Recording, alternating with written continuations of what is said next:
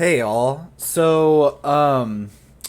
As many of you know, I'm going out of town for a little bit. And so I'm getting prepped to go out of town. Also just prep this lecture for this assignment. So this video is going to be a little less glitzy than the previous video. No editing, no music. I'm sorry, maybe for assignment 3. And this is going to be way briefer. So I'm just going to kind of quickly roll through some of the stuff that we're going to be doing in the second assignment, just so you have an example. Yeah, I've already got SPSS open. I have my GSS dataset open. This is what we're going to be using. This is the whole thing. So this is the file that you should have on Scholar. That is the 1972 through 2018 GSS, which is every year that the GSS has been done.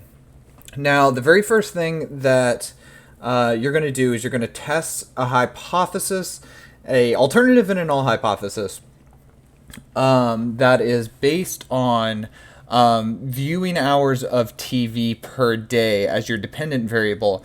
And then there's going to be two different tests. One is going to involve an independent variable of being over the age of 65. And another is going to involve an independent variable of being under the age of 25. Now, there's actually two different ways in which you can go about making these independent variables. Because these independent variables I list here are binary, but they don't exist in GSS yet. There's two different ways you could go about doing this. In part 1, you're going to do it one way. In part 2, you're going to do it another way. The first way is going to be doing select cases. The second way is going to be creating new variables altogether. So let's do something similar to what you will be doing. In the example I have from the lecture, I have selecting cases of only women who listen to radio more than 1 hour per day. Okay, you could do that.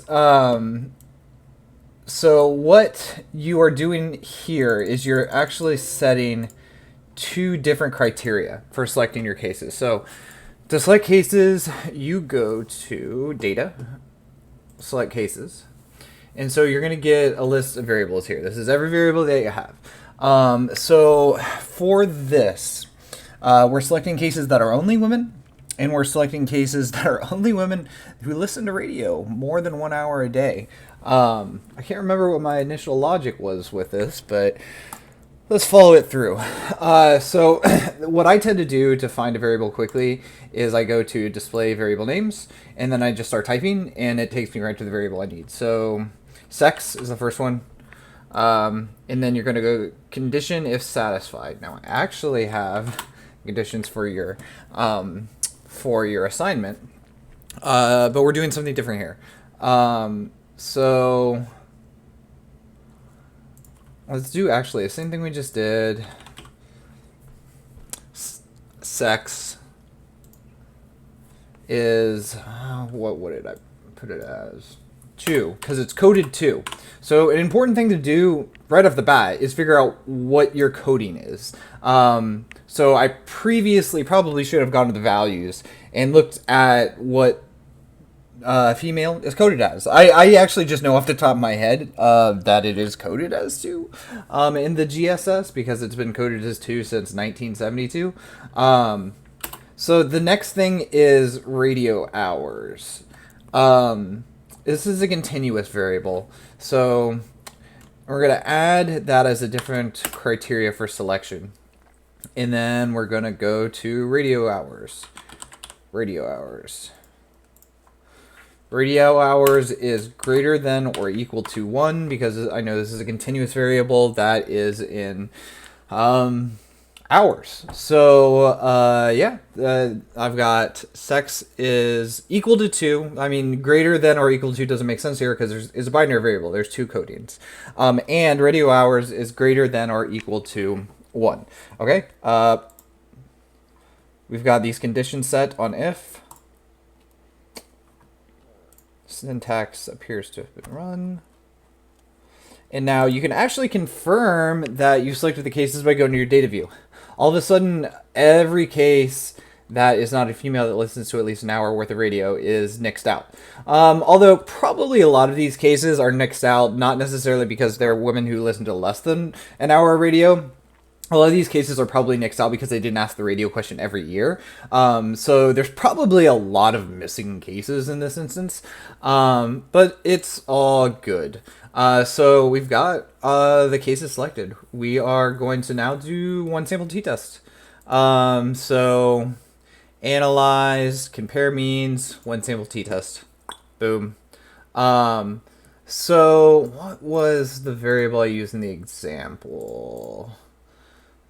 It looks like hours worked. Okay. So I think, do I already have this in here? Number of hours worked last week. Number of hours worked, is this average? A week. Okay, let's go with this. I like this better. So you're doing a one sample t-test. So if you recall, that means that you've got one sample, which our case is, the sample we're drawing out of the GSS with the cases that we selected. And you also have a population of it with a known mean. This is really rare, but, sometimes it does happen. Like I said, especially in like sports and things like that, where like all the stats for a given season, or all seasons. So let's just pretend we know that the mean working hours among Americans is 40 hours. It's not. It's actually quite higher. But let's say we know this. So you're going to put that in as your test value.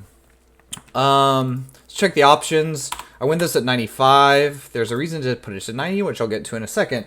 But the very first thing that you are doing in your assignment is going to be after you select the cases, is you're going to do a two-tailed test. So let's keep this at 95. I think that I do specify in the assignment that I want you to reject them all at 0.05. So here it is. It appears that the mean hours per week worked by women who listen to at least an hour of radio every day is about 39, just under 39 hours per week. And that's close enough to the test statistic that we're not going to reject our null. This is the p-values. You can see the p-value is 0.12, which means you could reject the null, but there's a 41% chance that you're going to end up being wrong. There's also the mean difference. So the mean difference here is less, the mean of our sample about 1.3 hours less than what our test stat was. And the confidence interval actually includes 0. So at 95% confidence, there's not a whole lot of confidence that we know in one direction or another what it is, or if there is a difference, because the lower bound is it could be 4.5 hours less. The upper bound is it could be almost 2 hours more that the true population of women who listen to radio for an hour a day or more is. I can tell you that a lot of why this didn't get rejected is because the n's so small. We only had 39 cases that we actually selected from this. Now, what I'm going to show you now is how to do a one sample test.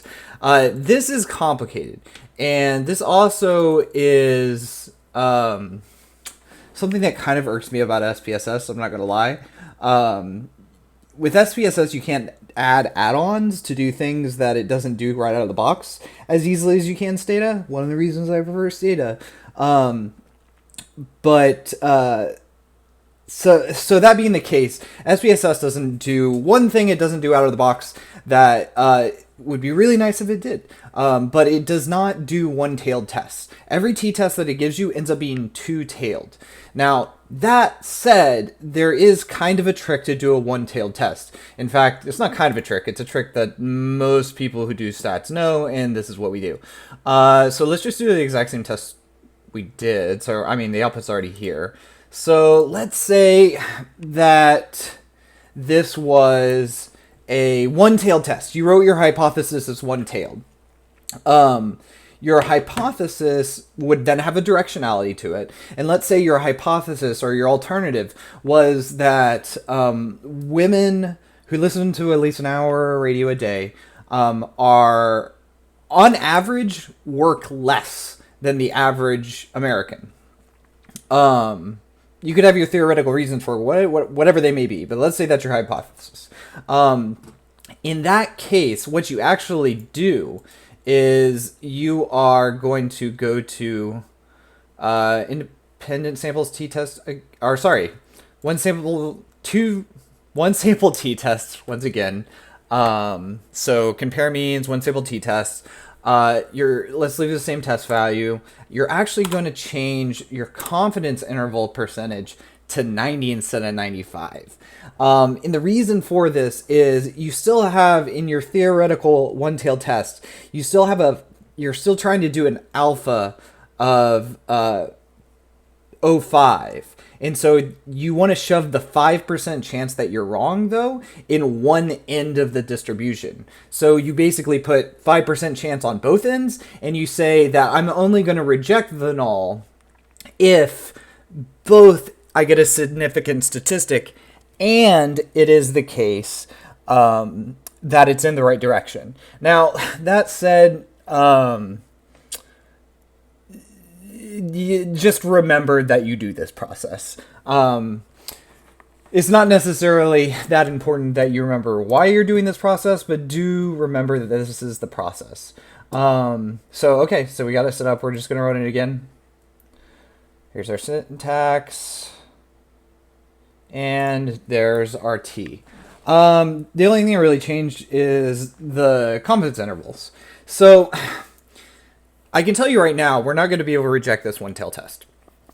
Because in order to reject it, all three of these things have to be the case. It's towards the side of the distribution you predicted. So we have a negative t, slightly negative t, but yeah, it is towards the negative side. The confidence interval does not cross 0. It does cross 0. If you look, negative 3.89 to 1.32 on the positive side, that crosses 0. And your p-value has to be less than double your original alpha. In other words, what you can do here is, since you're only doing a one-tailed test, you can take your p-value that you got for the two-tailed test and just half it.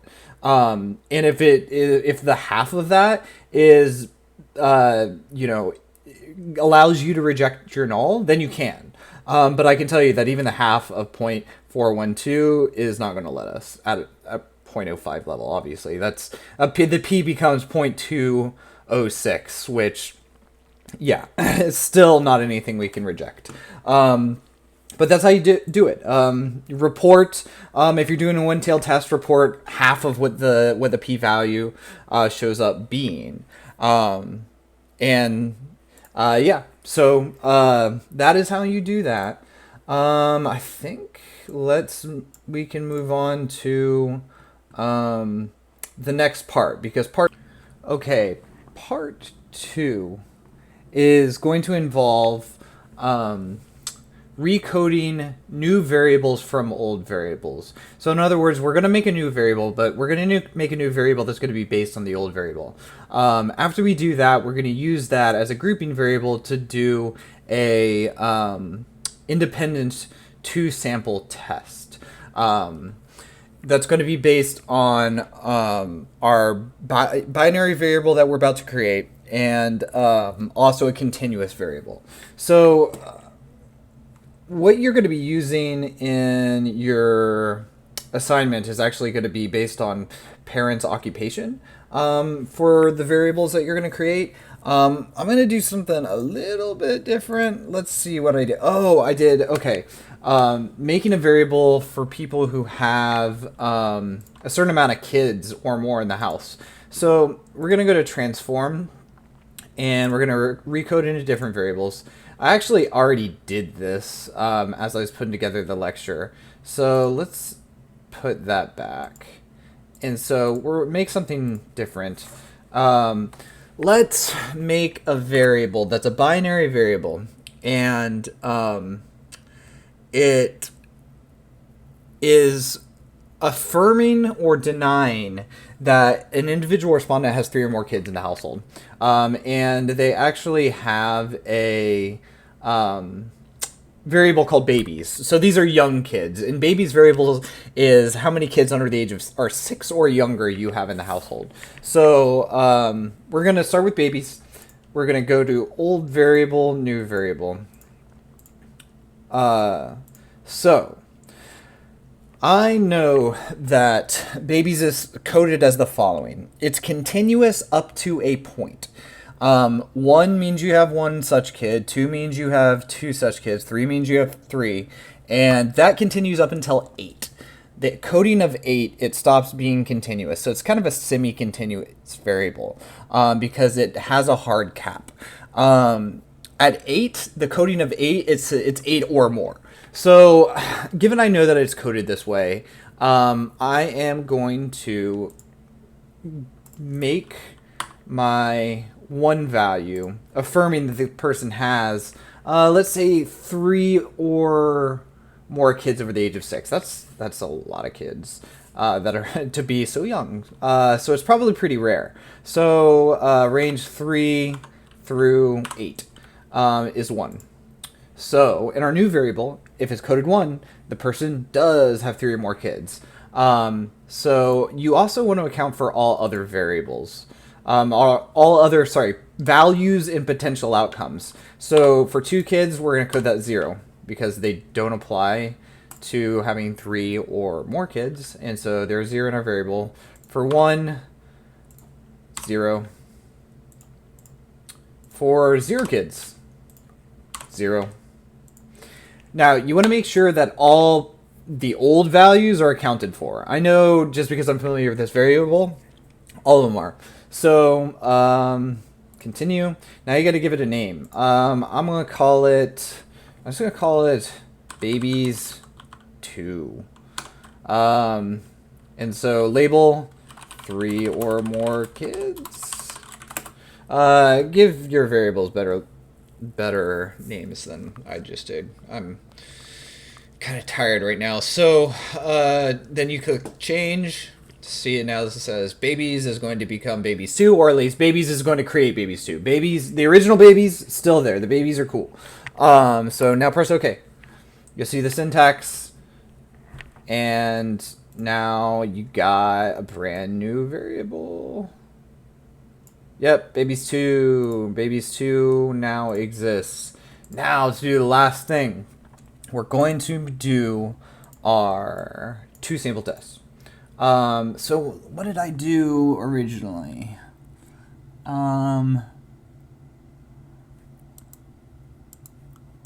I compared